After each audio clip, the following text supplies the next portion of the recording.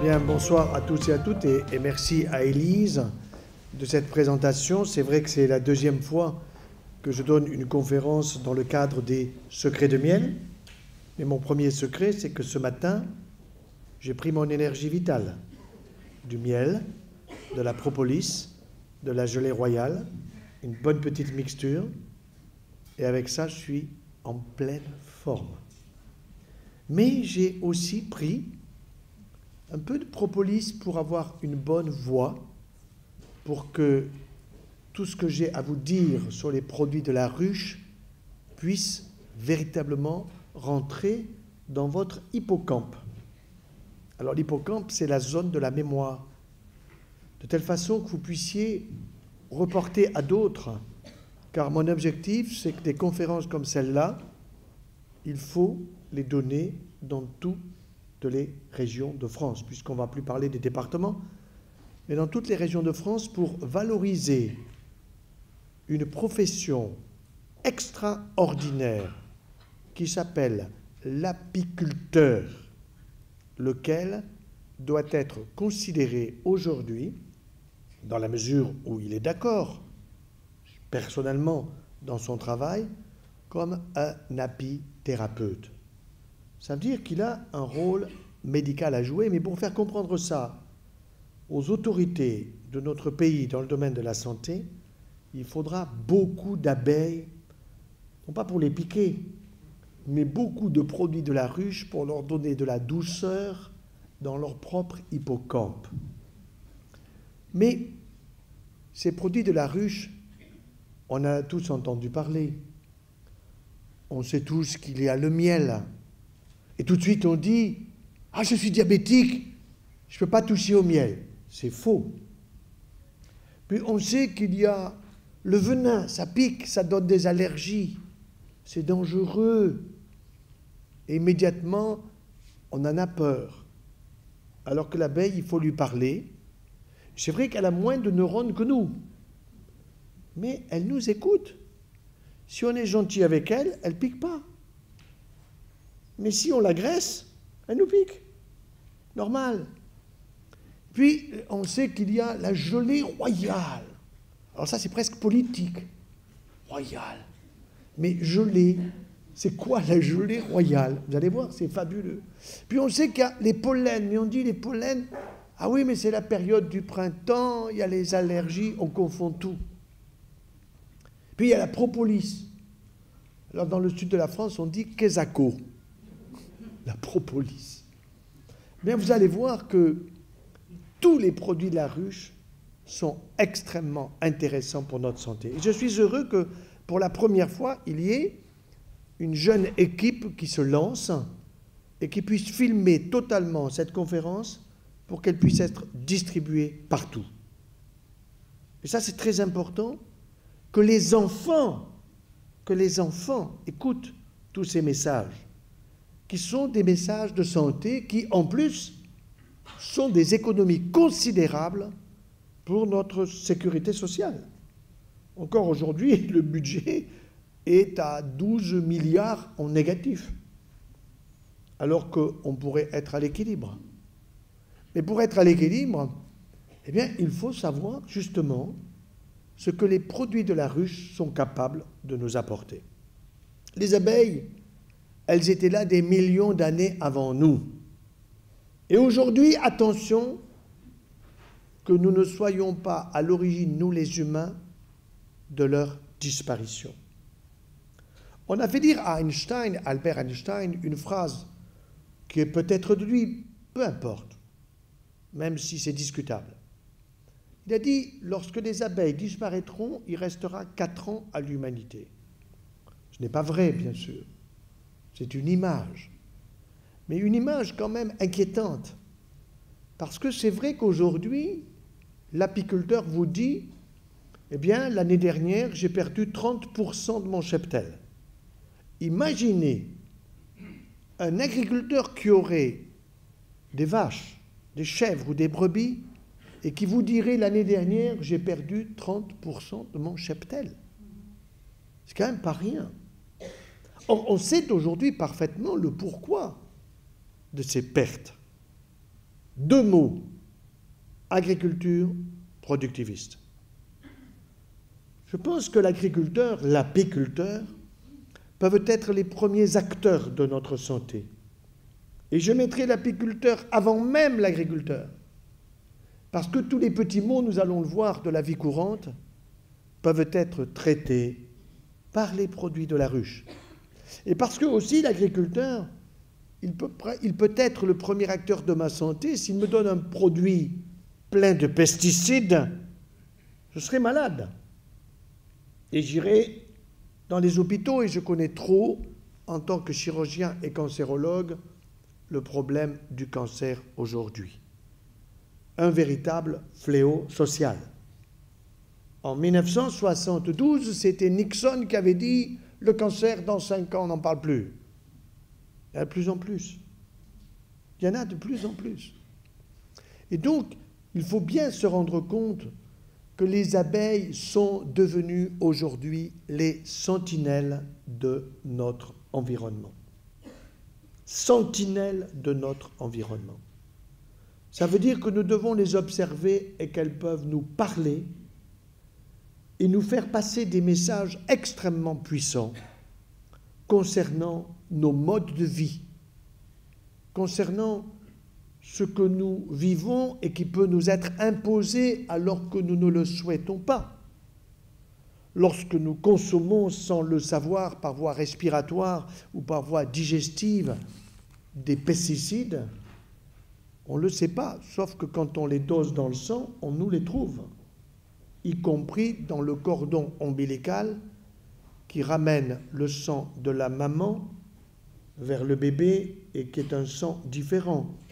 Mais si le groupe sanguin du bébé est différent de celui de la maman, le pesticide que la maman a pris, elle l'envoie malheureusement à son bébé. Alors on va procéder par ordre.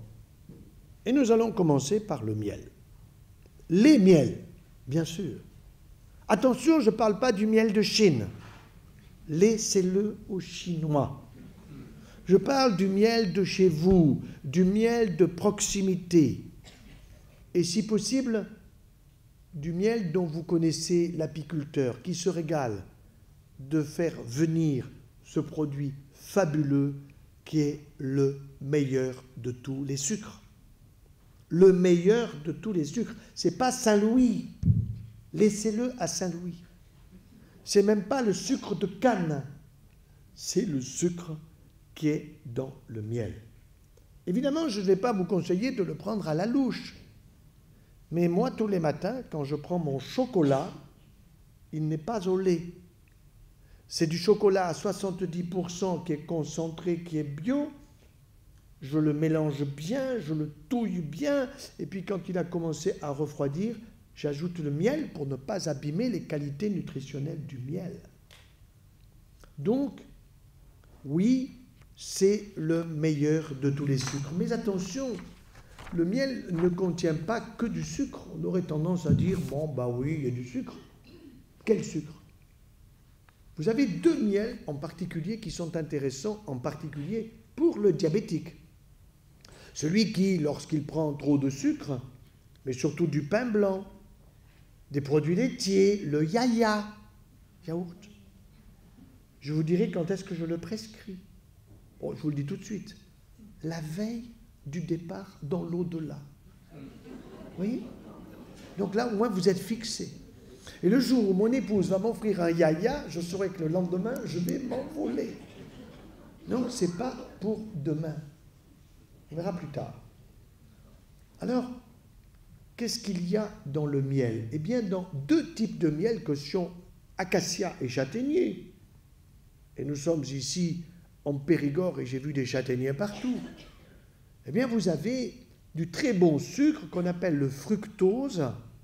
Et ce fructose, vous avez jusqu'à la concentration de 60%, excellent pour notre système nerveux central. C'est-à-dire pour la mémorisation, pour les bonnes décisions à prendre, pour notre moelle épinière, c'est-à-dire la qualité des actes que nous devons mener. Et lorsqu'on opère quelqu'un, il ne faut pas se tromper avec les ciseaux ou le bistouri, et quels que soient les métiers que nous pouvons avoir. Donc, fructose. Or, ce fructose, c'est le sucre qui est dans les fruits. Alors, vous allez me dire, ah oui, mais j'ai vu chez le pharmacien qu'il y avait aussi du fructose en poudre. Laissez-le lui. Il vaut que dalle. Et ce fructose du pharmacien, c'est compliqué à expliquer, mais ceux qui le souhaiteraient, je vous l'expliquerai en détail. Il vous donnera la goutte. Il vous donnera des taux d'acide urique élevés, mais pas le fructose des fruits, pas le fructose de ces miels, acacia et châtaignier. Évidemment, ça apporte des calories. Mais qu'est-ce qu'il y a en plus de ce fructose et du glucose? 60% de fructose, 40% de glucose. Il y a des minéraux. Lesquels? Potassium, nécessaire pour, pas simplement le cerveau, mais le cœur. Et pour que le cœur envoie vers notre cerveau la quantité de sang dont le cerveau a besoin pour fonctionner correctement. 47 mg pour 100 g de potassium. Du fer, 0,5 mg, nécessaire pour les globules rouges et l'oxygénation. Le calcium, pour avoir des os solides. Et le meilleur de tous les calciums au passage, ce n'est pas le calcium qui est dans les produits laitiers, c'est le calcium végétal. Celui-là, si vous mastiquez bien votre aliment végétal, il sera absorbé jusqu'à 75% par votre tube digestif, alors que le calcium des produits animaux est absorbé qu'à 30% maximum. Donc il est logique qu'il y ait 4 fois plus de calcium dans le lait de la vache pour son veau, puisqu'en une année, il prendra 365 kilos. Alors que le petit humain, il en prend 5. La petite Rose, la fille d'Élise, qui a 3 mois, dans un an, elle aura pris 4 ou 5 kilos. Mais par le lait de sa maman, elle a du bon calcium qu'elle absorbe complètement. Évidemment, elle n'a pas besoin de 4 fois trop de calcium, parce qu'elle n'a pas besoin de devenir un squelette de veau, encore moins un cerveau de veau. Parce qu'en plus, dans le lait de sa maman, qui va consommer des bons produits de la ruche, eh bien, qu'est-ce qu'il va y avoir? Il va y avoir des facteurs de croissance pour le cerveau de la petite Rose, qui va commencer à reconnaître maman, évidemment, les frères, les sœurs, etc., les grands-parents, qui va commencer à parler, qui va commencer à agir de façon adroite avec les couleurs et les jeux. Il y a aussi dans le miel du magnésium. Et souvent, on vous dit, prenez du magné-B6, vous êtes énervé, vous ne supportez pas votre voisin. Bien, vous en avez dans le miel. Et vous en avez du phosphore pour phosphorer, c'est-à-dire pour faire fonctionner votre cerveau. Et savez-vous que celui qui le premier a atteint l'Everest en 1953, c'est-à-dire il est arrivé au sommet du monde, 8846 mètres, eh bien, Edmond Hillary était un apiculteur de Nouvelle-Zélande. Un apiculteur. C'était certes un montagnard. Mais avec quoi et quelle énergie a-t-il eu en 1953? C'était pas comme aujourd'hui avec, toutes guillemets, les facilités que peuvent donner les modifications de la préparation sportive. En plus des minéraux, nous avons des oligo-éléments. C'est quoi? Les oligo-éléments, ce sont des produits qui sont à très petite dose, homéopathiques, et dont nous avons besoin. Le cuivre, le manganèse, la silice, le soufre, le zinc pour la cicatrisation. Souvenez-vous, cicatrisation, nous allons voir que le miel, il y a des pansements au miel. Il y a aussi dans le miel des vitamines. Ah, je ne savais pas lesquelles. Toutes les B, sauf la 12. Nous avons une douzaine de vitamines B. La 12 n'est pas dans le miel, c'est vrai, mais il y en a quand même, toutes les autres y sont. Et toutes les B sont nécessaires à notre système nerveux central. Mais il y a aussi de la D. Ah, mais on me dit qu'il faut que je prenne de la vitamine D parce que je manque de vitamine D. Attention, prudence. On a paramétré le taux de vitamine D tellement haut que les gens se retrouvent au-dessous, alors il faut absolument en apporter sous forme d'UV-dose. Mais nous sommes comme la cigale et la fourmi, c'est-à-dire que l'été, quand il y a du soleil, pendant plusieurs mois, nous prenons et nous captons par notre peau de la vitamine D que nous fabriquons. 90% de notre vitamine D, c'est grâce au soleil. Et ce que nous préparons l'été, ben c'est pour l'hiver. C'est la cigale et la fourmi. Et quand je vois, récemment, j'étais au Maroc pour des conférences, et que là-bas, on me fait croire que les Marocains manquent de vitamine D, ils ont le soleil le jour, la nuit, comme nous à Montpellier. Par contre, je leur ai démontré par A plus B qu'est-ce qu'ils étaient contents, et on a bien rigolé, que j'étais totalement opposé à la burqa. Évidemment. Parce que la femme qui est grillagée ne prend pas le soleil et qu'elle peut qu'être en carence de vitamine D. Donc, des vitamines, des minéraux, des oligo-éléments, des flavonoïdes. C'est quoi? Ce sont des antioxydants, anti-vieillissement, anti-cancer. Ces flavonoïdes, anti-vieillissement, antioxydants, ça veut dire quoi? Eh bien oui, lorsque je vieillis, je m'oxyde. Exactement comme un portail qui subit les intempéries des temps et des années et qui finit par rouiller.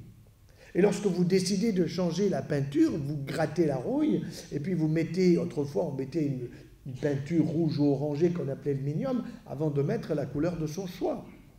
Eh bien, dans le miel, il y a des flavonoïdes et ces flavonoïdes sont extrêmement intéressants comme antioxydants, mais ils ont aussi des actions antivirales.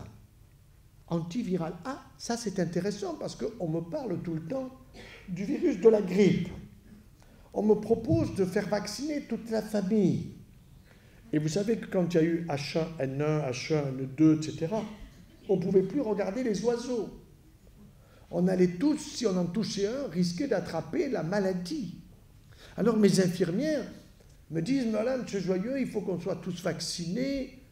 Et j'avais remarqué que l'État avait commandé 90 millions de doses. Ça m'a étonné parce que nous ne sommes que 64 millions.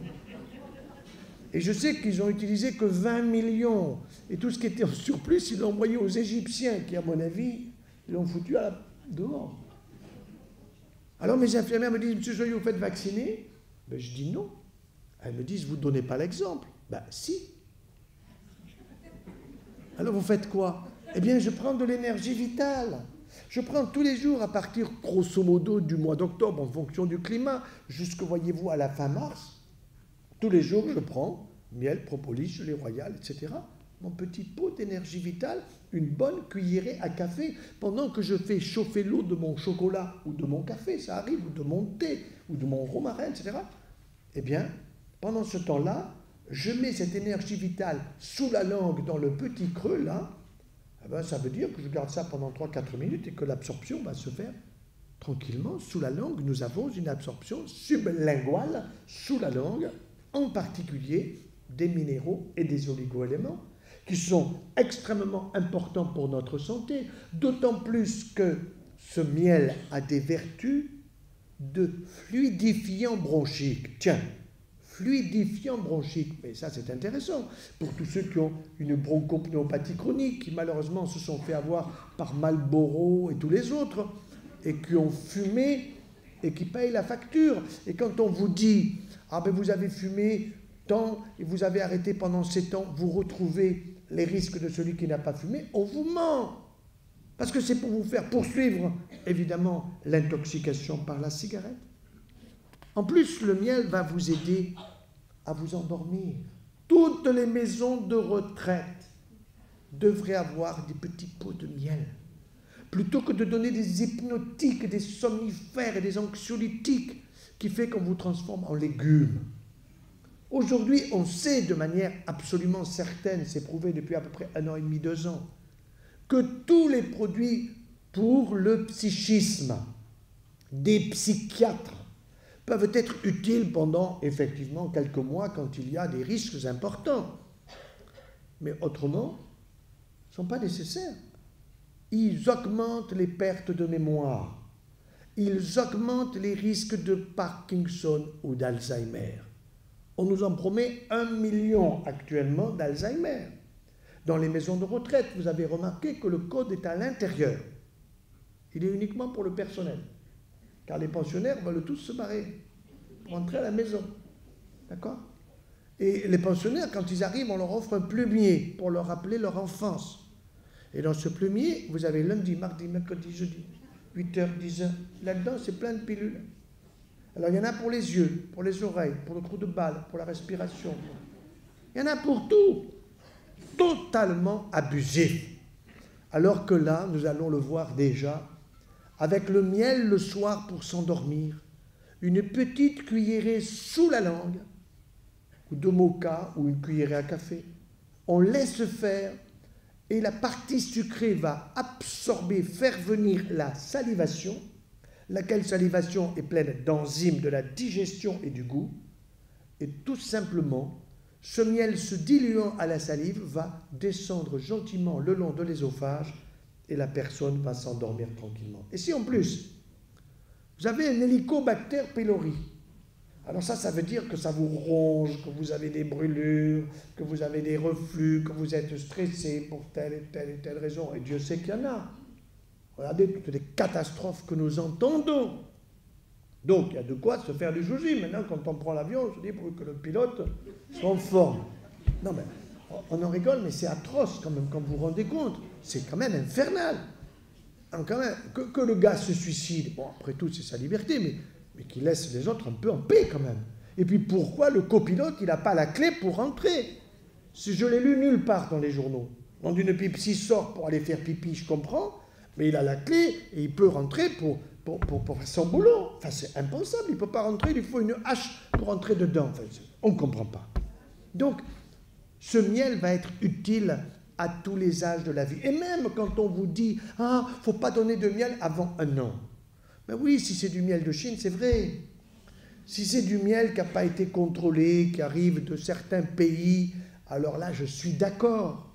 Mais le miel de chez nous, il n'y a pas de danger. Donc le petit, je me souviens de notre dernière petite fille, qui s'appelle, comme vous, Élise. Élise devait avoir quelques mois, et le matin, pendant les vacances, évidemment, la question c'est, est-ce que Élise a fait sa nuit?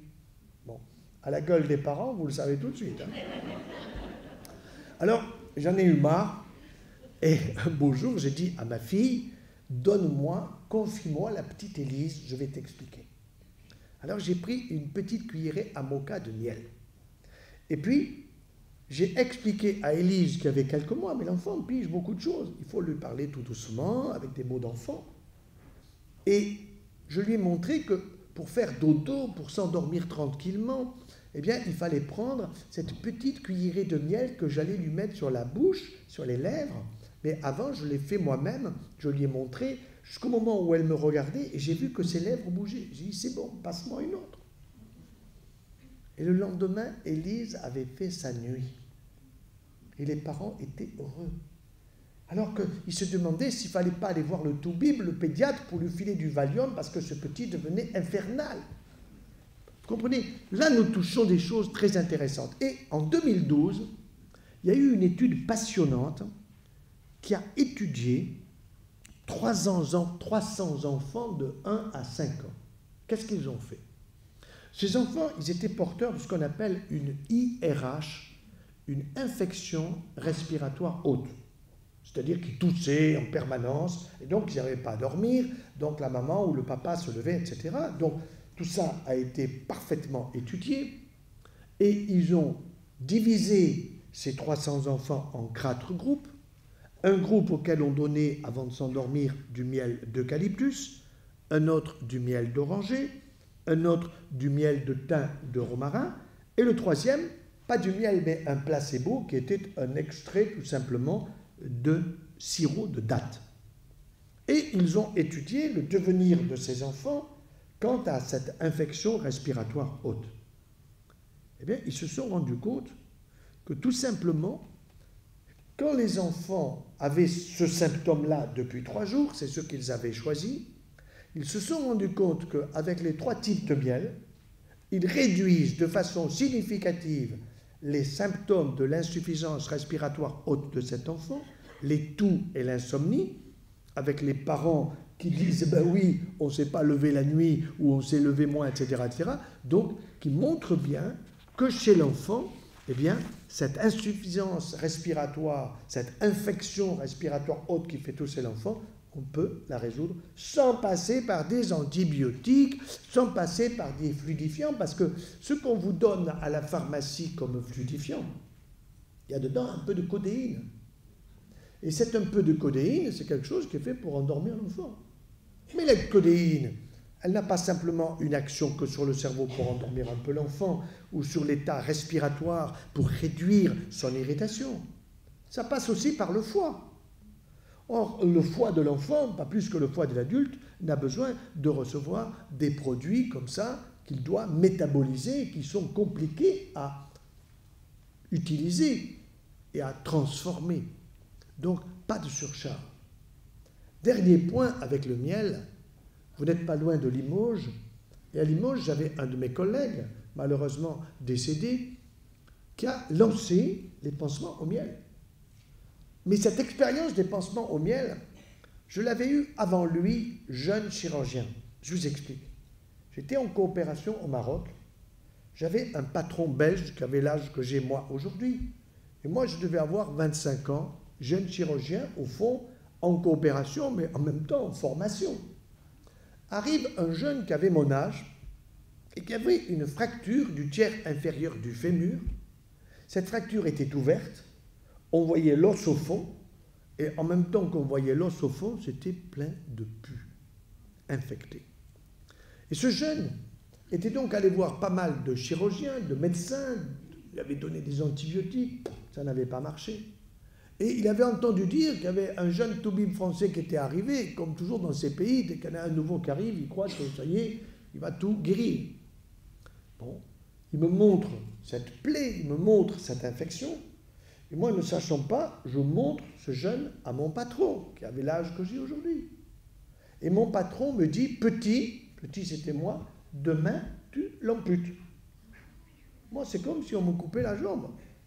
Alors après la visite, je suis allé voir le malade, j'ai foutu le camp, sinon demain, je vous coupe la jambe. Et alors il me dit, est-ce que je peux mettre du miel dans le trou? Il m'aurait dit du jus de banane, j'aurais dit oui. Donc j'ai dit oui. 3 mois après, il revient, cicatrisé. J'ai dit, mais qu'est-ce que vous avez fait? Il me dit, j'ai fait ce que vous m'avez dit. Qu'est-ce que je vous ai dit? Je ne m'en souvenais même pas. Eh bien, il avait mis du miel et il m'a raconté, et ça c'était merveilleux, il m'a raconté qu'il y avait des abeilles qui venaient pour pomper du sucre, et il y en avait d'autres qui piquaient à la périphérie. Elles faisaient de la pipuncture. Or, quand l'abeille vous pique à la périphérie où il y a des petits nerfs, ces petits nerfs stimulent la cicatrisation. Et donc, qu'est-ce qui s'est passé? Le miel a joué son rôle antiseptique, antibactérien, antiviral qu'il est capable de jouer. Et en plus, les abeilles par la pipuncture. Et en plus, dernier point, je suis convaincu que ce n'était pas du miel pur, il y avait sûrement de la propolis mélangée. Et nous verrons tout ce que l'on peut faire avec la propolis. Alors, les miels, je ne les citerai pas parce qu'il y en a beaucoup, acacia, garrigue, thym, romarin, etc. Bon, prenez celui qui vous va bien, changez-en si ça vous fait plaisir, parce que c'est pas mal aussi d'avoir des goûts différents et de changer régulièrement. Attention de ne pas le faire chauffer. C'est pour cette raison que si vous le mettez dans votre café ou dans votre thé ou dans votre tisane de thym, de romarin, de verveine le soir, il ne faut pas en mettre quand c'est bouillant parce que vous allez abîmer. Donc attendez que ça refroidisse un peu, car le miel chauffé, eh bien, il produit un élément métabolite qu'on appelle l'hydroxyméthylfurfural qui n'est pas bon pour notre santé. Donc attention, il ne faut pas le faire chauffer. Et d'une manière générale, quand vous avez du miel, vous le consommez quasiment dans les semaines qui suivent. Vous n'allez pas le consommer en 2020, le miel que vous avez à la maison. Bon. Ensuite, on va voir la gelée royale. Alors, qu'est-ce qu'il y a dans la gelée royale? Et à quoi elle sert? La gelée royale, c'est la nourriture de la larve de la reine.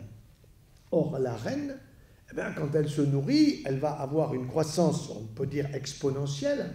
Et pourquoi elle a une si belle croissance? Parce que dans la gelée royale, il y a des éléments qui permettent la construction du corps. Or, la construction de mon corps d'humain, ou la construction d'un corps animal quel qu'il soit, c'est les protéines. Or, les protéines, pour qu'elles puissent se constituer, il faut qu'elles aient des acides aminés qui se mettent en chaîne les uns à côté des autres. Eh bien, dans la gelée royale, il y a 18 acides aminés. Et dans ces 18 acides aminés, il y en a un tout particulier qui m'intéresse, qui s'appelle le tryptophane. Ah, à quoi sert-il celui-là? Il est essentiel. Essentiel, ça veut dire que nous en avons 7 qui sont essentiels. Et si celui-là est essentiel, comme les 6 autres, c'est parce que je ne peux pas le fabriquer avec mon corps, je suis obligé d'aller le chercher extérieur à la nature, dans la nature. Et le tryptophane, figurez-vous, qu'il est intéressant parce que c'est le précurseur d'un médiateur chimique, d'un neurotransmetteur qu'on appelle la sérotonine. Et la sérotonine, j'en ai besoin le soir pour faire dodo. Quand je n'ai pas assez de sérotonine, je ne m'endors pas.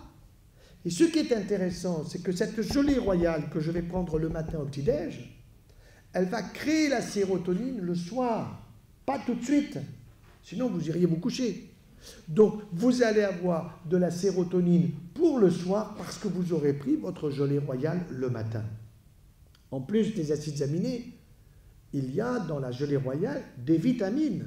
Et là, vous avez la 12. B1 à B12. Hier, une personne à Sarlat, il y avait un monde fou à la conférence, me demandait la B12. Comment je peux en avoir? Gelée royale et dans le jaune d'œuf de la cocotte. Mais pas un jaune d'œuf dur. Je parle d'un jaune d'œuf liquide, c'est-à-dire l'œuf à la coque, ou bien l'œuf au plat, mais à peine pris. Ensuite, vous avez des choses très intéressantes qui sont des précurseurs de l'acide qu'on appelle l'acétylcholine, qui est un régulateur de l'humeur. Grâce à quoi? Tout simplement grâce à une vitamine particulière qui est la B5. Vous avez là, j'ai dit les 12 B, mais la B5 est intéressante parce qu'il y a une dose importante de B5 justement dans la gelée royale. Et cette B5 qu'on appelle encore l'acide pantothénique, elle nous permet de fabriquer un autre neuromédiateur qui est l'acétylcholine, qui est un régulateur de l'humeur. Quand on ne supporte pas son voisin, quand on a des difficultés avec les enfants qui vous emmerdent, vous voyez ce que je veux dire? En général, c'est assez bon signe quand l'adolescence vous gonfle la tête. Mais vous avez besoin quand même d'un peu de caoutchouc parfois pour pouvoir supporter sa façon de fonctionner quand il est tout le temps sur la oui-oui et qu'il ne veut rien foutre. Bon. Donc, il vous faut un peu d'acétylcholine.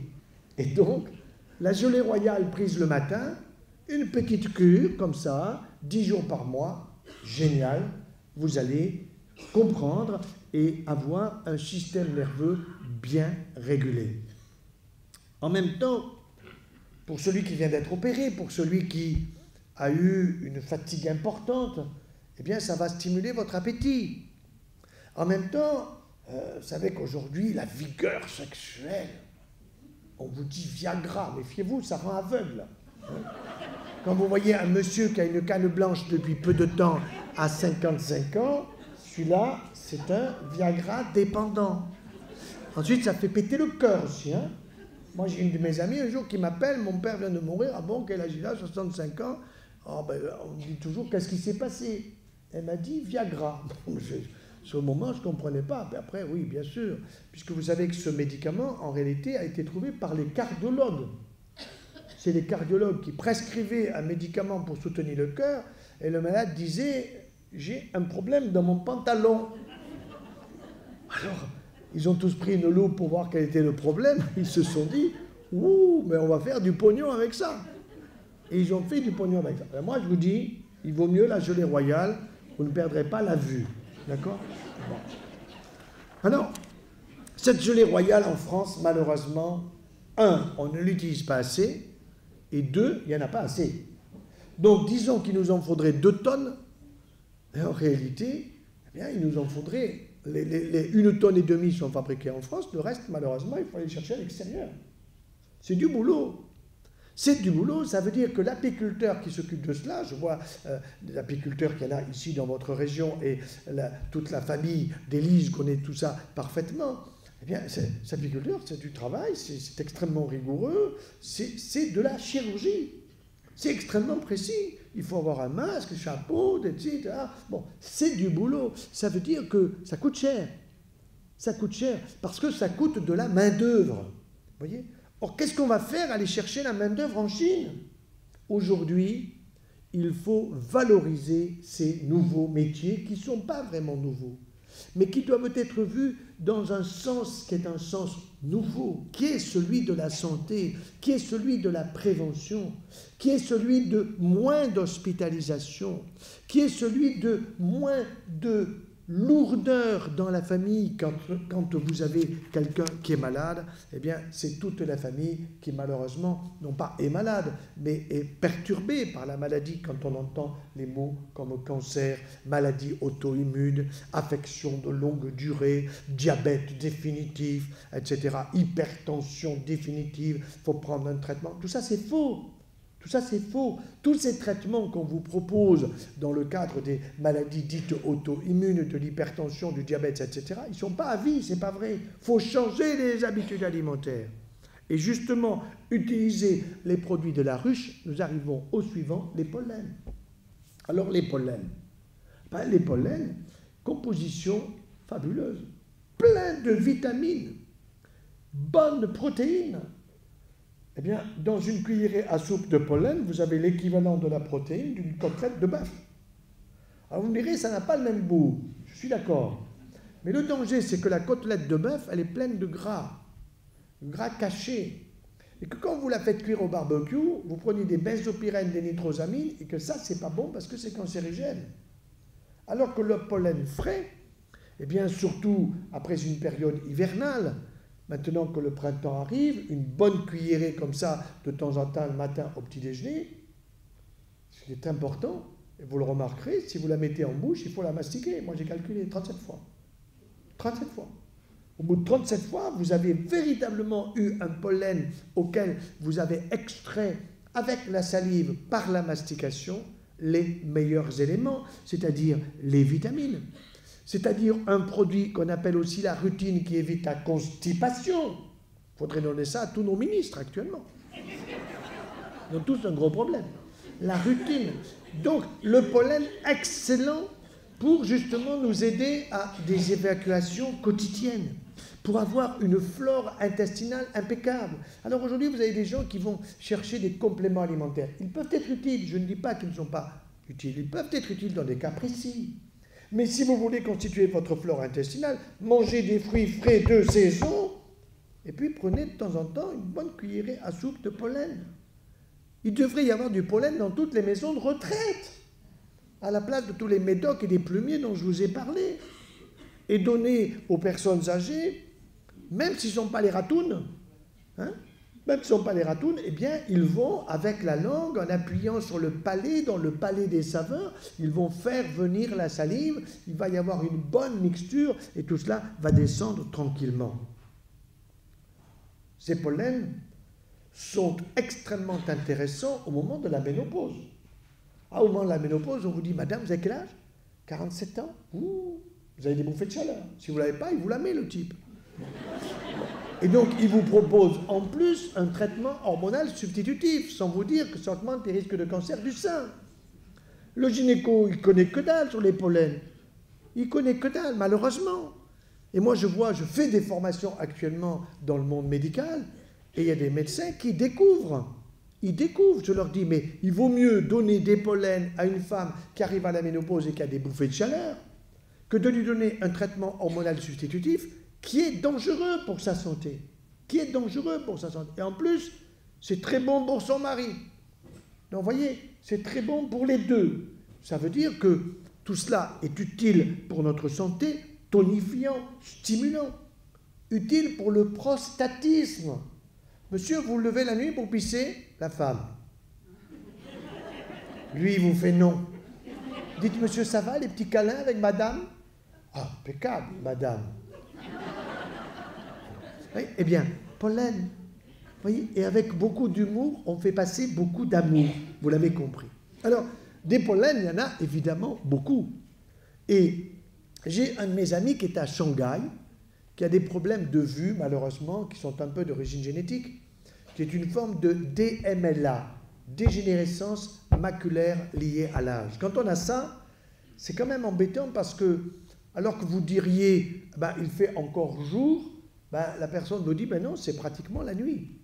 Pourquoi? Parce que la visibilité de la rétine n'est pas bonne, parce qu'il y a une dégénérescence au niveau du centre de la rétine, qui est la macula. Eh bien, le meilleur de tous les pollens pour cela, c'est le pollen de saule. S-A-U-L-E. Pourquoi? Parce qu'il contient de la lutéine. C'est quoi la lutéine? C'est un antioxydant indispensable pour notre rétine. Vous savez, les bâtonnets de la rétine qui permettent de repérer les couleurs, qui permettent de repérer dans l'espace en 3 dimensions, etc. Eh bien, je lui envoie régulièrement à mon ami du pollen de saule. Mais il y a aussi du pollen de châtaignier, du pollen de cis, du pollen de bruyère. Bon, bref, des choses extrêmement intéressantes qui, en plus, ont des vertus anti-infectieuses contre le colibacille. La dame qui vous dit « Ah, mais docteur, moi je vais chez l'urologue régulièrement parce que j'ai de la cystite. » Alors celle-là, elle est constipée. C'est sûr. Parce que la cystite, c'est le colibacille de son côlon qui fait le grand tour, c'est ce qu'on appelle le cycle entéro-rénal. Donc du tube digestif, ça passe dans le rein, et puis de là dans les urines, et puis ça brûle. Voilà. Eh bien, il faut lui donner 2 choses. Pollen et un ballon de bon vin à la fin de chaque repas. Du rouge. Je n'ai pas dit un litron, j'ai dit un ballon. D'accord? Alors elle vous dit, mais moi je suis allergique. Mais elle n'est pas allergique. Soit c'est parce qu'elle prend un vin qui n'est pas bon, mais si elle prend un vin bio où il y a très peu de sulfite, et du rouge où il y a du resveratrol, où il y a de la rutine, où il y a des produits antiseptiques en plus de la petite partie alcool, alors elle vous dit je suis allergique, pourquoi? Parce qu'elle copie son mari ou son compagnon. Nous commençons un repas par un coup de rouge. Observez les hommes. Nous commençons, ça nous met le cœur en fait. Et vous, mesdames, quand vous commencez comme ça vous fait le bout du nez rouge, les pommettes rouges, les pendules rouges. Alors, vous dites, je suis allergique. Et le mari dit, Thierry, t'inquiète pas, je prends ton verre. En réalité, vous devez faire comme George Sand. Vous savez que quand George Sand, elle écoutait Chopin lui jouer de jolies choses, eh bien, elle prenait son ballon de vin entre la poire et le fromage, ça veut dire vers la fin du repas, et tout allait très bien. Donc ça, ce sont des choses qui sont d'une extrême importance et d'une simplicité extraordinaire, facilement applicable par chacun d'entre nous, mais encore faut-il le savoir. Or, ce n'est pas le toubib qui va vous le dire, parce que le toubib, il est débordé à prendre des tensions artérielles, à prescrire ceci, cela pour 21 € de consultation, alors que quand il fait venir le plombier débouche le tuyau, il part avec 70 €. Bon, je ne suis pas contre le plombier, mais je trouve quand même qu'il y a une disproportion. Bon, arrivons à la propolis. Ah, que je l'aime, la propolis. Ah, la propolis, ça veut dire quoi? En grec, polis, c'est la ville, politique, la ville, politique de la ville, mais polis, c'est la ville. Et pro, c'est devant. Et effectivement, la ruche, vous savez qu'il y a une petite ouverture, et puis vous avez des abeilles qui sont là pour vérifier qu'il n'y a pas d'intrus, n'est-ce pas? Et qu'est-ce qu'elles font? Il y en a qui sont là, il y en a d'autres qui vont bosser, qui sont des ouvrières, qui partent, et qui vont aller chercher sur les bourgeons ou sur la résine, sur la petite écorce des arbres qui pleurent la résine, avec les petites pattes, elles attrapent tout cela, elles le mâchouillent, elles le mastiquent, et puis elles arrivent dans la ruche et elles vont mastiquer la ruche qui va être plus stérile que mon bloc opératoire. Plus stérile. Comment je sais ça? Eh bien, si jamais il y a un petit lézard gourmand qui se débrouille pour passer dans la ruche, ou bien une petite souris, eh bien, vous allez avoir l'abeille qui va, en général, la reine, donner les ordres. Vous me le piquez, il est tué, le petit lézard ou la petite souris. Mais il n'y a personne pour le prendre et le foutre dehors. Alors, on l'enrobe de propolis. Eh bien, on faisait pareil avec les pharaons.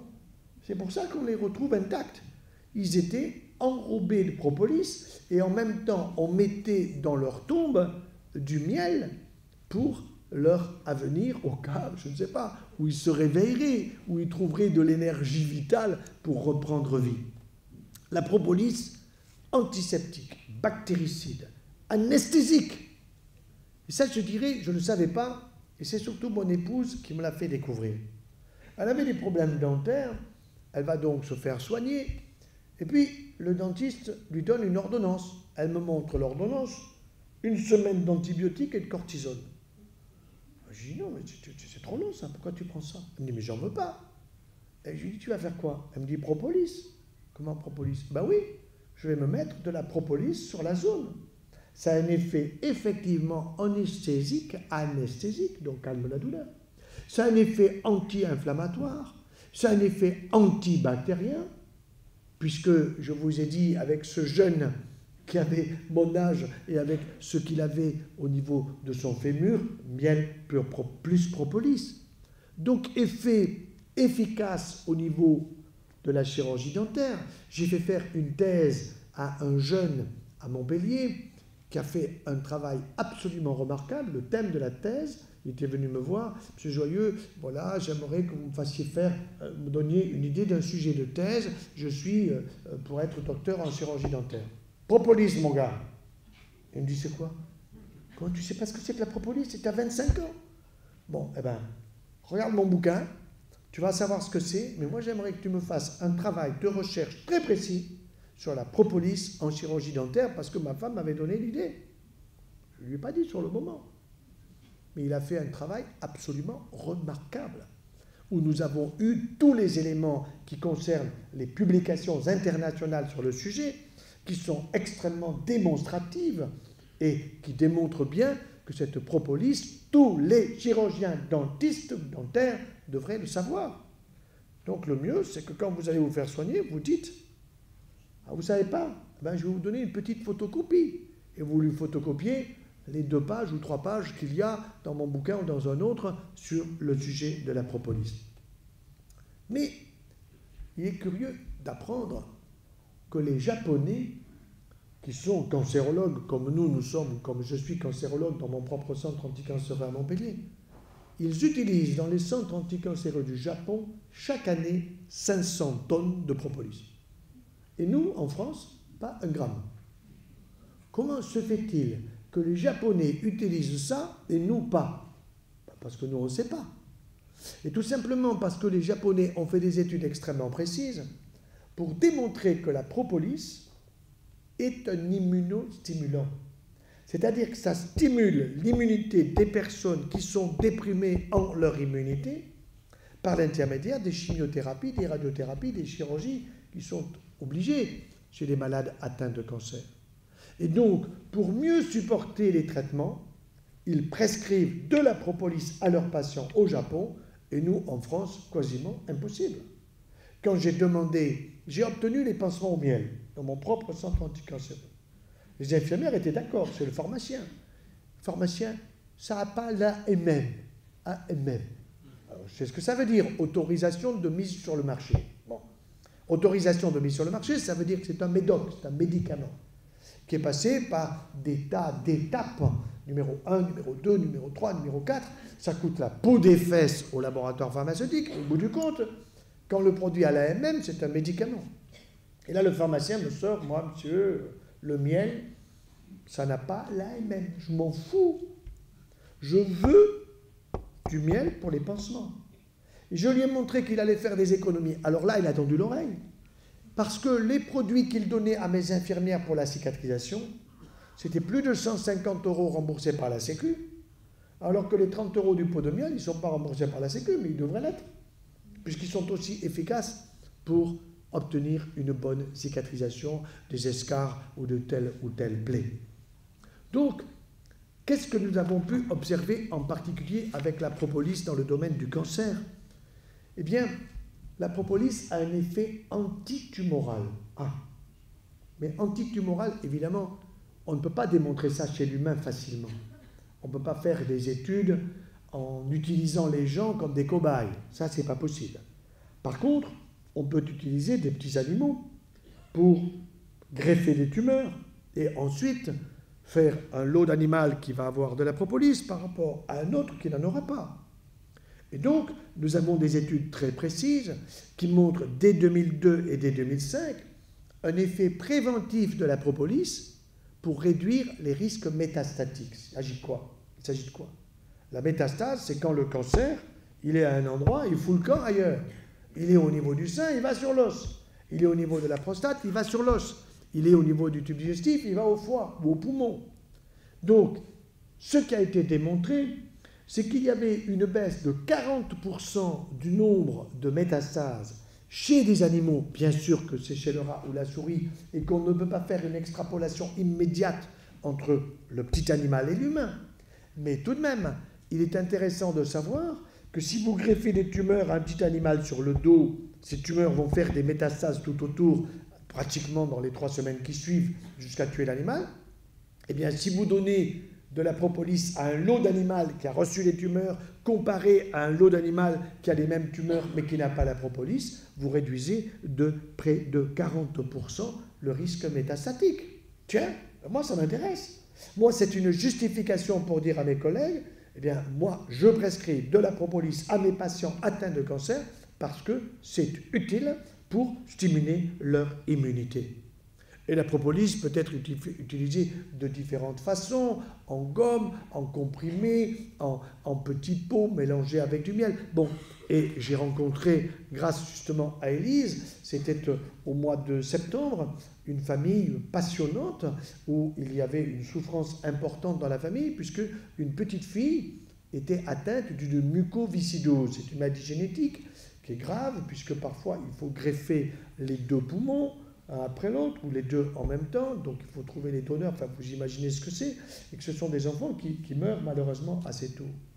Eh bien, cette famille a utilisé une mixture formidable, préparée justement ici même par Élise et par toute l'équipe qui a autour d'elle, avec une concentration particulière de miel et de propolis. J'ai vu cet enfant grandir tout à fait normalement, comme les autres enfants, et supporter beaucoup mieux sa maladie. Pourquoi? Parce qu'à la fois, on stimule son immunité, parce que le miel qui est donné permet une meilleure fluidité, si vous voulez, de ces sécrétions bronchiques qui peuvent sortir plus facilement plutôt que de rester dans ses poumons et de risquer de l'infecter. Donc, extrêmement utile, et on a envisagé avec une équipe, puisque c'est une enfant qui est d'origine espagnole, de faire une étude, je dirais, chez ces enfants qui ont ce type de maladie, malheureusement qui est peu fréquente, heureusement, mais qui est quand même trop fréquente aujourd'hui, avec des souffrances qui sont personnelles et familiales importantes. Dernier point, le venin. Ah, le venin, on peut se dire, moi, je ne veux pas être piqué par une abeille. Seulement, quand on apprend que Charlemagne, qui était un gros mangeur, quand tu avais un sanglier, je ne sais pas combien il en mangeait, mais le paquet, quoi. Donc, il avait de l'acide urique. Il avait de l'acide urique, comme Raspoutine en Russie avait des arthrites, de l'arthrose. Et quand vous avez de l'acide urique, eh bien, vous avez des douleurs souvent sur le gros orteil. Ça s'appelle la douleur du gros orteil, et on est réveillé au chant du coq. Malheureusement, on n'entend plus les coqs, c'est dommage. Mais le chant du coq, en général, c'est 4h30 du matin. Moi, j'aime bien, quand j'entends le chant du coq, ça me fait plaisir. Je me dis, j'ai encore un peu de sommeil devant moi. Bon. Mais quand vous avez la douleur qui vous réveille au chant du coq, vous avez la goutte. Et ça fait mal. Alors, ça fait mal aux pieds, mais ensuite, ça fait mal aux autres articulations. Et Charlemagne, comme Raspoutine à l'époque, eh bien, qu'est-ce qu'ils acceptaient? Ils demandaient à ce qu'on leur fasse tout simplement de l'apipuncture. Et l'apipuncture, c'est l'apiculteur qui prend la petite abeille et qui va piquer tout autour de la zone douloureuse, que ce soit sur l'épaule, sur le genou, sur la hanche ou sur le pied. Et 15 jours plus tard, le patient revient, tu me repiques parce que tu m'as parfaitement soulagé, ça a duré 1 semaine, ça a duré 15 jours. Mais aujourd'hui, on va plus loin. Parce qu'on a découvert que l'apipuncture, donc vous entendez acupuncture, mais là c'est apipuncture, ça veut dire c'est la piqûre avec le venin d'abeille. Si elle est faite à un endroit du corps qui peut stimuler le système nerveux, tiens, on va peut-être l'utiliser dans la sclérose en plaques, dans la sclérose latérale amyotrophique.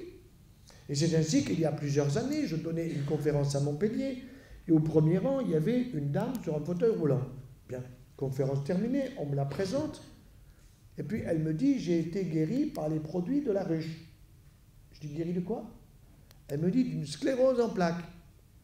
Je me suis dit, elle est dans un fauteuil roulant, elle n'est pas complètement guérie de sa sclérose en plaques. Je dis, écoutez, moi je suis prêt à vous voir, mais il faut m'amener tout votre dossier. Et je vous ferai faire une IRM, ça veut dire un examen de la moelle épinière pour voir ce qui vous reste de sclérose en plaques, sur les plaques que l'on peut voir, soit au niveau cérébral, soit au niveau de la moelle épinière. Bon, elle est venue. J'ai dit, hop, première chose, vous passez à la radio pour faire une IRM. Et mon collègue m'appelle en me disant, tu sais, les plaques qu'elle avait, j'ai comparé à ces autres IRM qu'elle a amenées, elles sont neutralisées. Ça veut dire qu'elles sont plus actives. Donc effectivement, les plaques étaient plus... Mais pourquoi était-elle sur un fauteuil roulant? Ben, tout simplement parce que quand elle a eu sa sclérose en plaques très active, elle est tombée. Elle s'est fracturée le bassin. Et en se fracturant le bassin, eh bien, on vous propose 3 mois d'hospitalisation à bouger le moins possible dans un plâtre, etc., etc. Et donc, elle était au stade de la rééducation. Et effectivement, nous avons pu confirmer qu'à l'IRM, comparé aux IRM précédentes, elle avait cicatrisé les zones inflammatoires. Et je lui ai conseillé d'écrire un bouquin. Et ce bouquin s'est appelé « Les abeilles ont guéri ma sclérose en plaques ». Elle ne dit pas « la sclérose en plaques », la mienne, la sienne, n'est-ce pas? Et je l'ai aidé à faire ce livre. Et je pense que pour les personnes, j'ai vu hier une personne à Sarlat qui avait ce type de problème, je lui ai dit « il faut que vous ayez ce bouquin, il faut aussi que vous connaissiez un apiculteur ». Et elle, pourquoi s'est-elle mise au produit de la ruche? Parce que son papa était apiculteur. Parce qu'elle voyait son papa qui faisait de l'apipuncture sur ses copains qui venaient avec des problèmes de douleurs articulaires sur telle ou telle partie du corps. Et quand elle est allée voir les médecins pour faire le diagnostic de sclérose en plaques et qu'on lui a proposé des traitements et qu'elle a vu combien ces traitements pouvaient être délétères par ailleurs et qu'ils n'avaient aucune efficacité, elle leur a fait un bras d'honneur, gentiment. Et elle a dit, moi, je vais me soigner avec les produits de la ruche, mais tous les produits de la ruche. Tout. C'est-à-dire miel, propolis, gelée royale, pollen, jusqu'à l'apipuncture. Et cette histoire est absolument passionnante. Et c'est ce week-end d'ailleurs que, oui, c'est ce week-end qu'une formation avec un médecin parfaitement attitré commence à se préparer. C'est-à-dire il y a une formation qui est en train de s'organiser pour expliquer à ceux qui en ont besoin comment on peut faire l'apipuncture et qu'est-ce qu'on peut en tirer sur le plan de la santé. Alors, il resterait à parler de l'hydromel. L'hydromel, normalement, vous savez que quand on part en lune de miel, eh bien, le beau-père doit offrir à son gendre 1 litre d'hydromel pour son voyage de noces, 1 par jour. Alors moi, notre dernière fille s'est mariée, j'ai offert une bouteille. Parce que l'objectif, c'est que quand il rentre du voyage de noces, il vous apprend que vous attendez un bébé. Vous êtes grand-père. Et là, je lui ai offert qu'1 litre. Manifestement, je me suis trompé. Ils sont partis un mois, il fallait que j'en offre 30. Mais je lui ai expliqué, et ça y est, nous attendons un petit Américain, donc prochainement, ça veut dire qu'il a dû prendre ce qu'il fallait pour cela. Je lui avais expliqué que la gelée royale et que tout ça c'était très bon et que les produits de la ruche et qu'il n'avait pas besoin d'aller chez le pharmacien pour faire un joli petit joyeux. Enfin, il t'appelle pas joyeux, mais il sera quand même joyeux celui-là. Bon, donc, voyez-vous, avec tous les produits de la ruche, eh bien, vous voyez combien s'élargit les indications thérapeutiques. Combien un médecin qui serait véritablement au courant, eh bien, pourrait faire des économies d'antibiotiques, pourrait faire des économies de tous ces médicaments que l'on donne pour dormir, supporter le voisin, etc., pour éviter les vaccinations. Parce que, vous savez, on nous impose, vous avez vu le Conseil constitutionnel, il s'est réuni, normalement c'est des juristes, tout d'un coup ils deviennent tout bibes. Moi j'avoue que je ne comprends pas. Et ils disent constitutionnellement, il faut vacciner les gens contre diphtérie, il n'y en a plus. Tétanos, il n'y en a plus. Polio, il n'y en a plus. En France. Ah, c'est sûr que si vous êtes nommé au Mali ou si vous êtes nommé dans un pays en guerre, ben là, il faut faire vacciner toute la famille. Mais chez nous, que je sache, La vaccination obligatoire, c'est celle-là. Vous savez que maintenant, on vous vaccine contre l'hépatite B. Avant, c'était à 3 mois après la naissance. Maintenant, c'est à 2 mois. Je pense que prochainement, ça sera avant la conception. Vous savez que maintenant, on vous propose de vacciner les enfants de 9 ans, garçons et filles, contre le cancer du col de l'utérus. Les garçons, mais oui, oui, du col de l'utérus. Alors, j'ai lancé une grande pétition qui a été signée en un mois par 400 000 personnes. Et évidemment, je suis convoqué par le Conseil de l'Ordre des médecins. Mais moi, je vais leur apprendre beaucoup de choses à mes collègues. Il n'y a pas de doute. Non, nous devons aujourd'hui informer le grand public. Et c'est ça qui est formidable, vous voyez. C'est que grâce à des conférences comme ça, grâce à des enregistrements qui vont être diffusés, eh bien, le grand public est passionné. L'autre jour, j'arrive à l'hôpital, et ma surveillante me dit devant les infirmières, « Monsieur Joyeux, j'ai passé la nuit avec vous. » « Ah bon ?» Je dis, « Mais j'ai aucun souvenir. » Alors, j'ai dit, comment avez-vous fait pour passer la nuit avec moi? Elle me dit, je me suis couché, j'ai pris mon iPad, et puis je vous ai trouvé, et j'ai écouté vos conférences, et je n'ai pas osé lui dire devant les infirmières qu'elle en avait bien besoin de suivre mes conseils, parce qu'elle avait un petit surpoids où il y avait trop de sucre. Elle prenait trop de yaya. Je l'ai vue à part après. Elle me dit, je ne peux pas m'en passer. Je dis même, je pense que quand vous avez fini votre yaya, vous prenez le doigt et vous tournez jusqu'au fond. Elle me dit, oui, je fais ça. Je fais ça. Eh bien, ça y est, maintenant, elle a pigé. Je suis arrivé par l'humour, on arrive à faire passer beaucoup de choses. Et c'est vrai que, je le disais hier, Hippocrate, quand il disait que ton aliment soit ton médicament, 500 ans avec Jésus-Christ, c'était génial. C'était en avance sur le temps qui vient. C'était déjà la démonstration que l'observation du patient malade par rapport à celui qui est en bonne santé permet d'avoir une ouverture d'esprit qui permet de comprendre qu'effectivement notre aliment doit être notre médicament et que les produits de la ruche ont une place exceptionnelle. Exceptionnelle. Et lorsque Jean Rostand, célèbre biologiste dans les années 60, ajoutait « Il vaut mieux un bon menu qu'une ordonnance », vous imaginez combien je suis totalement d'accord, ce qui me permet de rester joyeux 24 heures sur 24. Je vous remercie.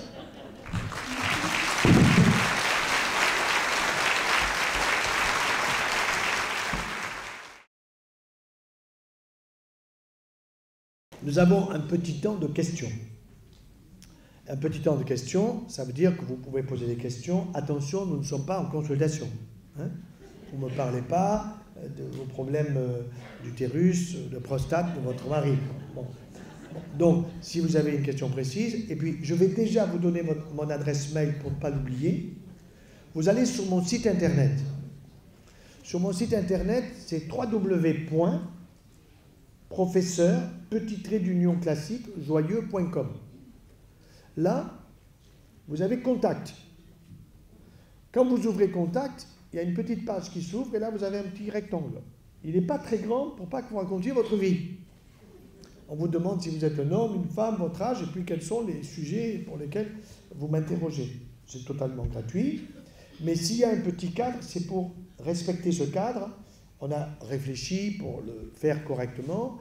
Et s'il me manque telle ou telle information, je vous réponds en disant... Alors, avant, j'étais dans les 2 jours, je répondais. Maintenant, je réponds dans la semaine. Hein, parce qu'il y en a beaucoup, beaucoup, beaucoup. Bon, donc, vous allez sur ce site internet. Et en plus, vous pouvez recevoir gratuitement ma lettre hebdomadaire. Et je vais faire une lettre prochainement sur la propolis. Je vais faire une lettre... Il y a déjà une qui est sortie sur la gelée royale. Il y en aura une sur tous les produits de la ruche. Donc, toutes les semaines, il faut varier, il ne faut pas rester totalement enfermé toujours dans le même sujet. Donc, sur mon site internet, vous allez à lettres, je crois que c'est au pluriel, et puis il y a écrit abonnement, c'est gratuit. Il suffit de donner votre adresse mail et vous recevrez la lettre toutes les semaines. Au début, vous en recevrez 2 parce que vous allez rattraper ceux qui se sont inscrits il y a déjà 1 an. Il y a déjà 54 lettres. Et chaque lettre va être accompagnée bientôt, on est en train de le faire, d'une petite vidéo où je vais, pendant 2-3 minutes, faire la synthèse de la lettre pour que, si ça vous suffit, vous n'avez pas besoin de la lire. eh bien, si vous avez besoin de la lire, eh bien, vous la lisez. Vous voyez? Donc actuellement, il y a 314 ou 320 000 personnes qui la reçoivent, et moi je vise 1 million, pas moins, 1 million. Donc quand vous recevez la lettre, si elle vous plaît, il ne faut pas l'envoyer au voisin. Il faut dire au voisin, abonne-toi. Vous comprenez? Parce que si vous l'envoyez au voisin, vous ne faites pas un adhérent de plus. C'est gratuit, ça ne coûte rien, adresse mail. Alors on y va pour les questions. Alors madame. Quoi donc? Non, alors, les fibres dont vous parlez, oui, vous allez en avoir dans le pollen, bien entendu.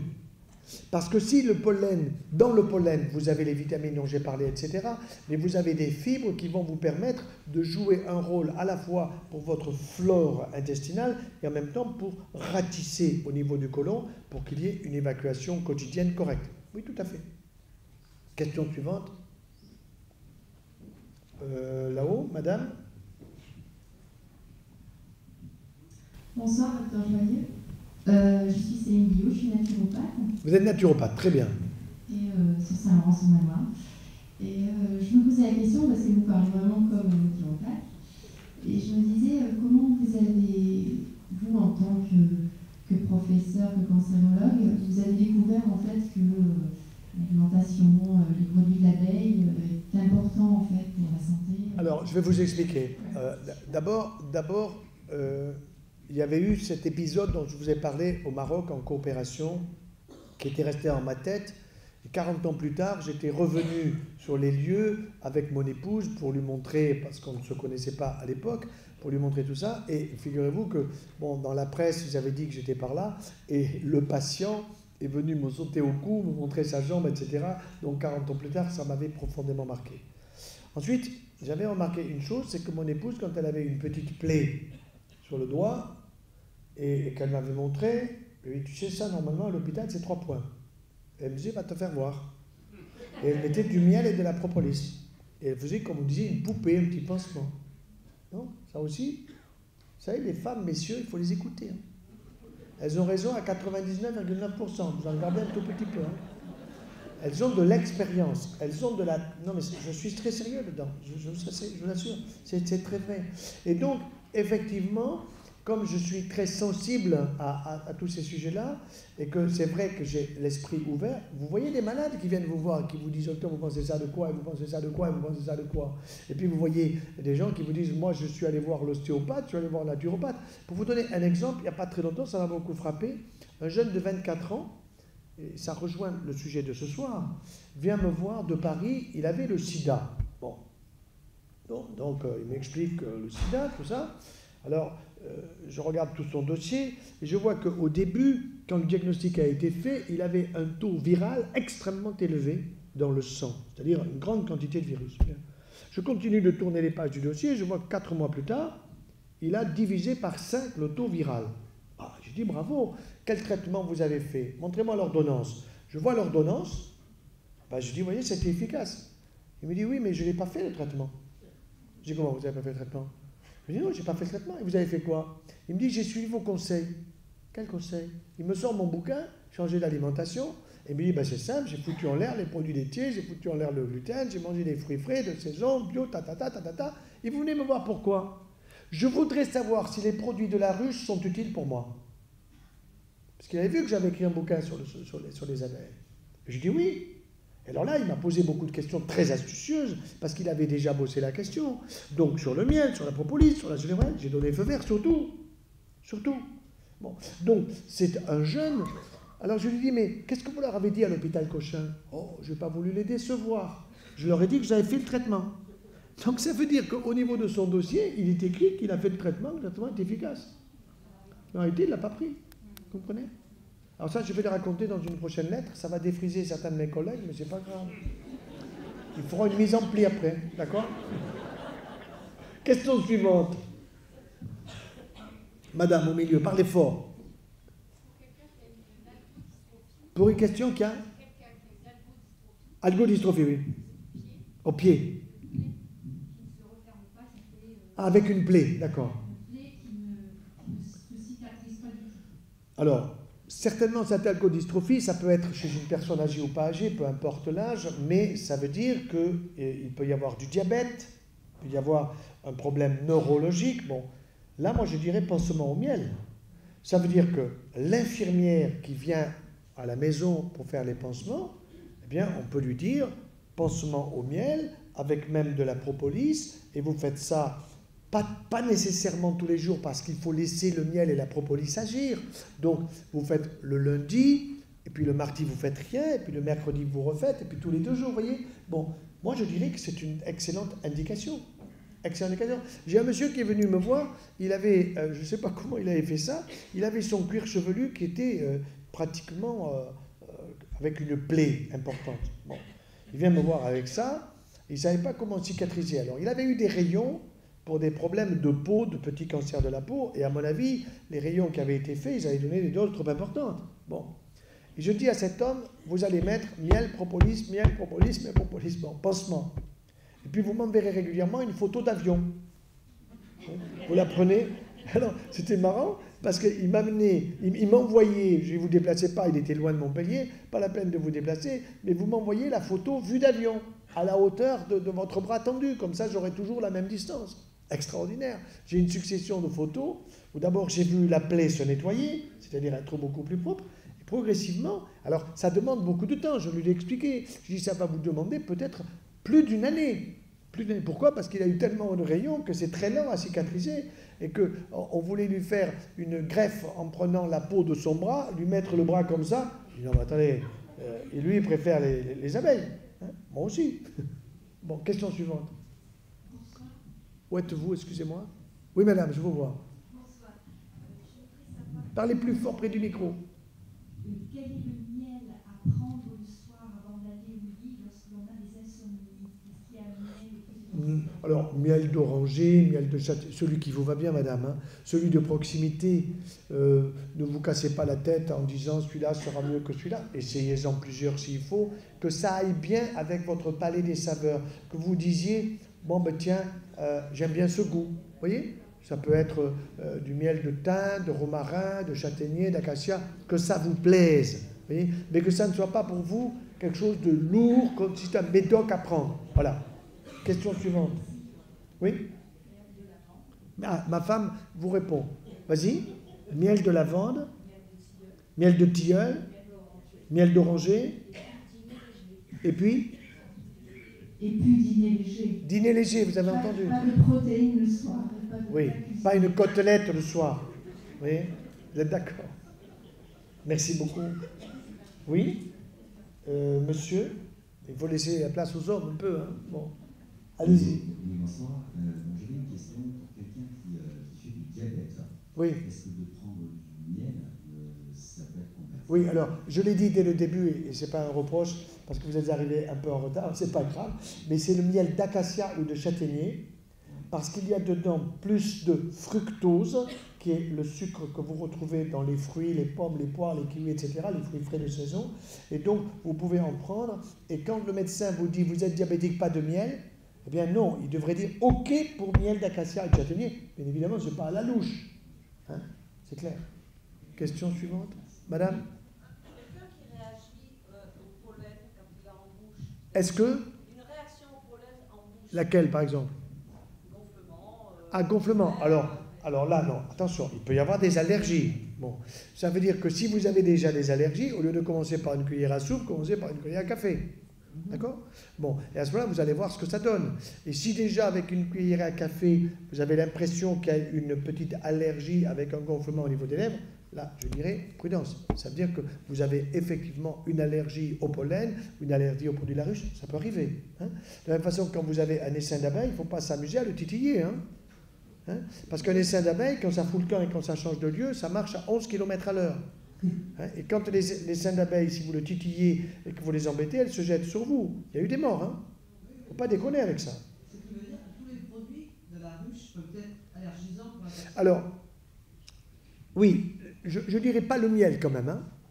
Je dirais pas le miel, mais ça veut dire que si vous aviez par exemple une allergie, je dirais bon, miel, pas de problème, et puis ensuite, il faut aller très doucement, c'est-à-dire peut-être pendant 6 mois ou 1 an, ne rien prendre par rapport au pollen, si c'est le pollen qui vous gêne, et puis sortir de la période allergisante, si vous voulez, comme celle qui est peut-être en cours d'arriver, pour arriver à l'été ou arriver à l'automne, et à ce moment-là, essayer de voir ce que ça donne. Oui, tout à fait.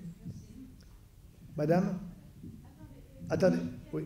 Ah, excusez, là-haut, là-haut. Et puis après, vous, une seconde. Oui, bonsoir.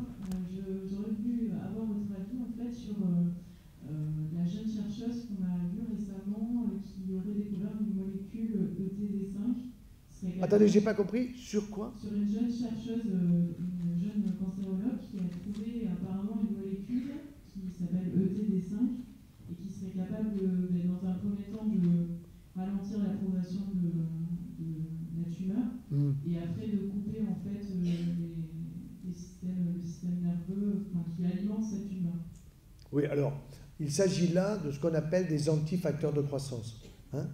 C'est-à-dire, on appelle ça encore des anti-angiogéniques.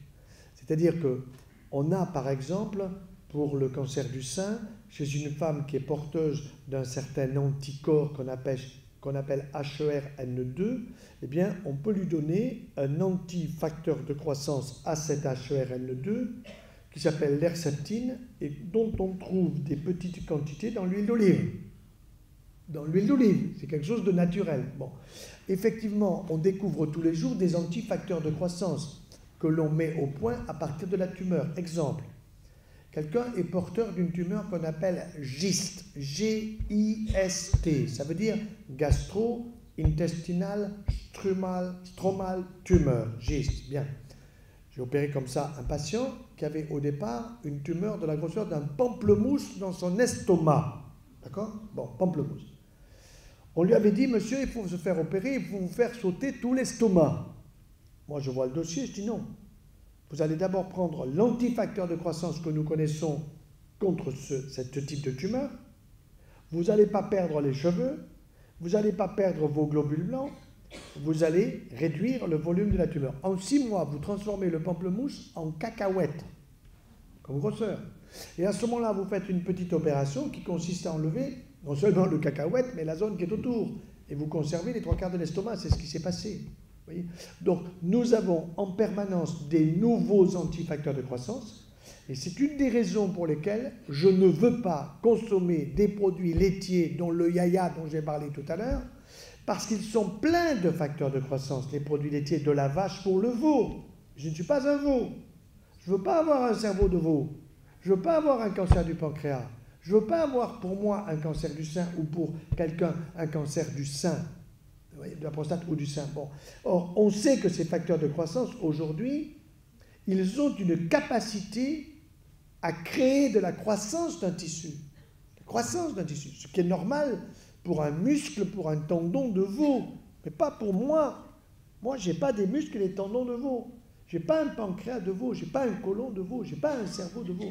Or, ça vient du fait que les produits laitiers d'aujourd'hui, il faut être clair là-dessus, ils sont conservés pour 24 milliards de litres de lait, 24 milliards de litres de lait de vache, 98% sont conservés à ultra haute température. UHT, c'est-à-dire choc thermique de 140 degrés, 3 à 4 secondes. Vous détruisez les germes, c'est vrai, mais vous ne détruisez pas les facteurs de croissance. Et évidemment, ces facteurs de croissance sont des molécules extrêmement solides. Quand nous soignons quelqu'un, une femme pour un cancer du sein, elle vous dit, docteur, ma tumeur, elle est là. Vous me faites tomber tous les cheveux. Je n'ai pas de tumeur sur le cuir chevelu. Vous me faites tomber tous mes globules blancs. Je n'ai pas de leucémie. Pourquoi vous me donnez un traitement qui me fait tomber tous mes cheveux alors que ma tumeur, elle est là? Eh bien oui, madame, parce que je donne de la chimiothérapie qui est active sur toute cellule en train de se multiplier, les cellules des ongles, les cellules des cheveux, les globules blancs, les globules rouges, etc. Et nos cellules sont en permanent renouvellement. Les globules blancs vivent 7 jours. Les globules rouges, 120 jours. Les cellules du foie, 1 année, si vous picolez pas. Trop. Les cellules du pancréas, 3 mois. Bref, les cellules des os, 10 ans. Ça veut dire que quand j'arriverai à 100 ans, j'ai refait 10 fois les cellules de mon squelette. Mais pour ça, il faut que je fasse bosser. Et pas que je passe 3h50 par jour le cul dans mon fauteuil. Comprenez? Les Américains, c'est 4h50. Pour ça que dans les aéroports, il y a des ouvertures de portes immenses. Immenses, pour qu'ils passent de face. Sinon, il faut qu'ils passent de profil. Ils ont des tonnes et des tonnes de surpoids. Si aux États-Unis, le surpoids porteur par l'humain était phosphorescent, il n'y aurait pas besoin d'allumer les rues. Je rigole pas. C'est effrayant, quoi. Pourquoi? Parce que les gens consomment et consomment des coca, des sodas. Nous, on a du coca à la maison, même pas, mais c'est pour déboucher. Chiotte, quoi. Nettoyez le tapis, madame. Parlez fort. Je m'appelle Catherine, donc. Oui, Catherine. Nous avons dans notre entourage un monsieur qui a eu un cancer, donc gastro-entéro. Un giste, alors. Voilà, ce dont Oui. on avait parlé, il a été opéré, donc il doit suivre le protocole, il a aussi de la chimio, mais au niveau de son alimentation. Non, il a du Glivex, c'est un antifacteur de croissance. Il ne doit pas de chimio. Il a ce qu'on peut appeler chimio qui n'est pas de la chimio. D'accord. Il a un traitement ciblé, si vous voulez, voyez. Au niveau de son alimentation, donc il avait commencé à suivre un protocole plus naturel, mais après son opération, on lui redonne des produits laitiers, de la viande. Erreur. Mais pourquoi? Parce que Danone est arrivé jusque dans les hôpitaux. Et que les diététiciennes sont formées par Danone. Jusqu'au jour où elles s'installent en ville et elles ont pigé. Ce qui veut dire qu'on a enlevé la tumeur, mais en lui redonnant. Mais bien sûr, on risque la récidive. Voilà, C'est aberrant. C'est aberrant. Donc faites-lui passer la vidéo. et par rapport au grand public, c'est-à-dire à toutes les personnes vivantes qui se nourrissent, que ce soit des enfants ou des personnes adultes, tout ce qui concerne les produits laitiers. La vache est sacrée. À proscrire. Par contre, la chèvre, un petit crottin de chèvre. On en a eu un ce matin du Périgord à Sarlat. Impeccable. Mais c'était chèvre. Ou alors un petit roquefort. Et d'autant plus que comme ça a du goût, vous serez rassasié rapidement. Hein, vous comprenez? Alors quand ça n'a pas de goût, hein, c'est la femme qui vous dit, moi, monsieur, je prends du 0%. J'ose pas lui dire que je le vois dans ses fesses. Voilà. 0%. Vous dites 0% de quoi? C'est pas 0%. Je vous jure, c'est du zéro stress. C'est écrit sur la bouteille, zéro stress coca. Professeur. Madame. Oui, professeur, bonsoir. Bonsoir, madame. Et qu'est-ce que pensez-vous du lait fermenté, genre kéfir? Bon, j'en pense moins de mal, mais encore une fois, je resterai sur la chèvre et la brebis. Et puis, connaissez-vous, vous, des mammifères, en dehors des humains, qui boivent du lait? Est-ce que vous avez vu le taureau aller à la vache boire du lait? Moi, j'ai vu le taureau aller sauter la vache. D'accord? Non, mais c'est la vérité. Si vous en voyez un qui va téter la vache, vous lui faites la photo. Vous allez gagner un prix. Hein? Question suivante. Puis on va arrêter. Oui, madame. Ah oui, pardon. Oui, pardon. Allez-y, allez-y. Oui, tout à l'heure, j'ai entendu quelqu'un poser la question à propos d'une algodystrophie avec une plaie. Alors, on a un cas dans la famille et mon mari qui a une algodystrophie depuis 5 ans à la suite de son AVC. Qui n'a pas cicatrisé. Non, il n'a pas de plaie, mais il a des douleurs constamment Ah. et il n'a pas de traitement. Alors, qu'il y a quelque chose? Ostéopathe ou chiropracteur? Ostéopathe ou chiropracteur? Oui, Vous l'avez vu ou non? oui, mais bon, c'est... Alors, non. Il faudrait ça toutes les semaines, mais ça... Non, il n'a pas besoin peut-être... Non, mais attendez, il n'a peut-être pas besoin toutes les semaines. Moi, il m'est arrivé d'avoir une cervicobracalgie parce que j'avais opéré pendant des heures, j'étais crevé, fatigué, etc. Bon, et donc j'avais extrêmement mal, j'avais mal dormi. Ma femme me dit le lendemain, tu devrais aller voir mon chiropracteur. Je dis, tu as un chiropracteur, toi? Bon, eh ben, je vais voir son chiropracteur et je lui dis, attention, hein, vous me manipulez doucement, j'avais peur. Je lui montre la radio et tout, méfiez-vous parce que je vais vous faire une réputation dans les deux sens. Hein. Bon. Il m'a pris, m'a manipulé, guérison complète. Bon, j'ai eu une deuxième séance, nickel. Si je vais voir le rhumato, d'accord, ça sera remboursé par la Sécu. Il va me donner des anti-inflammatoires qui me brûlent l'estomac. Ensuite, il faut un autre médicament pour éviter la brûlure. Ensuite, il va me dire, je vais te faire une infiltration. Eh bien, bras d'honneur. Vous voyez? Parce que le rhumato, ils arrivent à voir aujourd'hui des fractures invisibles. Vous avez entendu ça? Des fractures invisibles. Il faut le faire quand même. Alors, je leur dis, mais comment tu fais pour voir des fractures? Ah ben, il me dit, on est bon. Bah ouais, tu parles que tu es bon. Mais moi, j'aimerais que tu me montres. Tout ça, c'est du vent. Bon, donc, il faut que vous ayez un ostéopathe, un chiropracteur, enfin, peu importe, une personne dans laquelle vous avez confiance, qui va effectivement repérer la zone du corps sur laquelle il peut y avoir tel ou tel nœud, tel ou tel problème articulaire au niveau du bassin, des vertèbres ou d'ailleurs, et qui va rétablir la chose. Mais entre nous, le rhumato, niet. Je suis chiropracteur. Ah, vous êtes chiropracteur? Ben voilà. Vous avez un chiropracteur à côté. Très bien. Encore une question à un monsieur là-bas. Bonsoir. Bonsoir, monsieur. Depuis des années, je m'interdis les produits laitiers, le lactose, exception faite pour les bons camemberts ou les crus. Ah, Pensez-vous?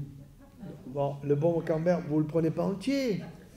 Pardon? Prenez un petit morceau. Un petit morceau. Oui, c'est ça.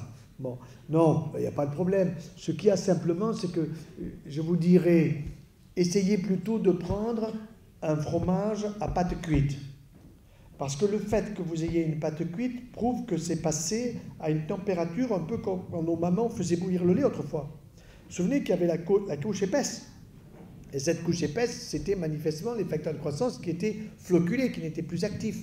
Donc nous prenions effectivement du lait quand nous étions gosses. Bon, c'est vrai, mais c'était du lait qui était bouilli. Tandis qu'aujourd'hui, faites bouillir du lait à UHT, c'est trop tard. Vous avez la fine couche qui est du papier à cigarette. Et on pense même que ça, c'est pas certain. Il faudrait l'étudier. J'ai demandé à soi étudier, mais je n'ai pas encore les résultats parce que ça coûte cher de le faire. On se demande si on ne les renforce pas en faisant bouillir les facteurs de croissance. C'est pour ça que moi je dis aujourd'hui, bon, bah, la vache elle est sacrée. En Inde, elle est sacrée. Hein. Si vous avez une vache devant la route, les bagnoles attendent. Voilà. Et puis quand elle s'en va, on continue. Bon, elle est sacrée. Bon. Eh ben, moi, je sais bien que Danone a dit, Joyeux, il dit que le yaourt il tue. Non, je n'ai pas dit ça. J'ai dit c'est un cadeau la veille du départ dans l'au-delà. Un cadeau, c'est pas pour tuer. Vous comprenez? Voilà. Alors si en plus vous mettez du miel, mais moi je préfère le miel pour l'instant sans le yaya. D'accord? Bon, on va conclure. Moi, je vous remercie beaucoup. Vous avez eu donc mon adresse Internet pour ceux qui auraient des questions éventuellement à poser. Et je vous remercie et je remercie énormément Élise pour des secrets de miel qui a permis cette conférence, qui en permettra certainement d'autres.